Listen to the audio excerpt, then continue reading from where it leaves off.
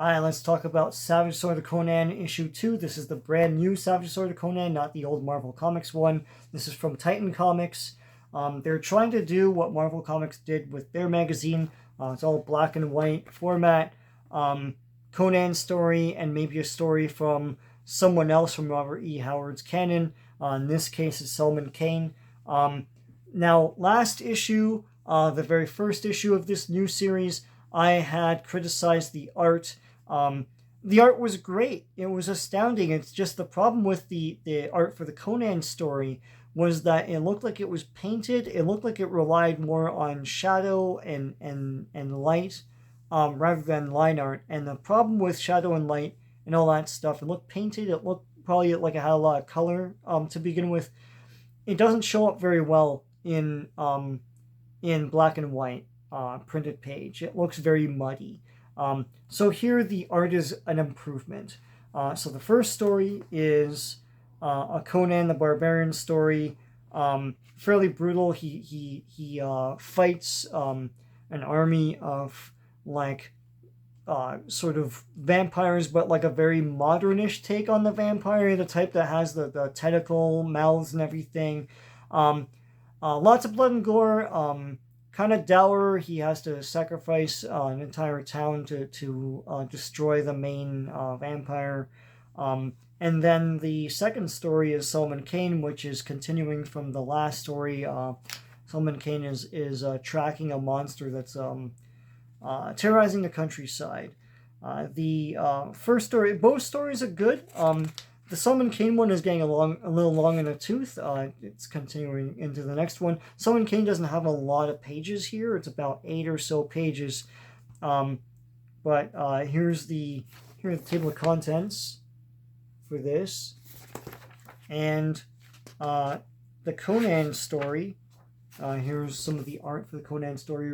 Really awesome. The Conan story is written by Jim Zub, and the art is by Richard Pace. And here are the credits right there. There's Conan in the rain. That story was cool. The art's a little scratchy, but it's an improvement over what was in the previous issue. Whereas, and I said, the art was great, but didn't fit black and white properly. Here's some of the creature demons that Conan has to fight. And here's a big battle.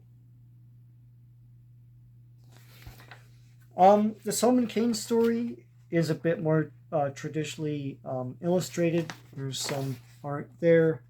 Wonderful stuff. Here's a creature monster.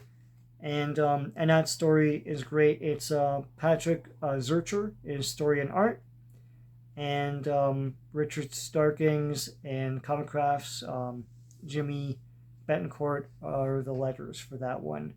There's also a letters page, and there's some prose.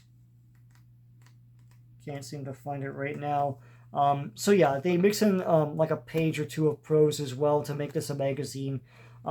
I like this. In terms of magazines, I buy a lot of magazines. Magazines are very expensive. They're about 15 to 20 bucks here in Canada, and this is about $7. So that's great. You get your money's worth. You get a great Conan story, and you don't pull the punches in terms of violence and everything.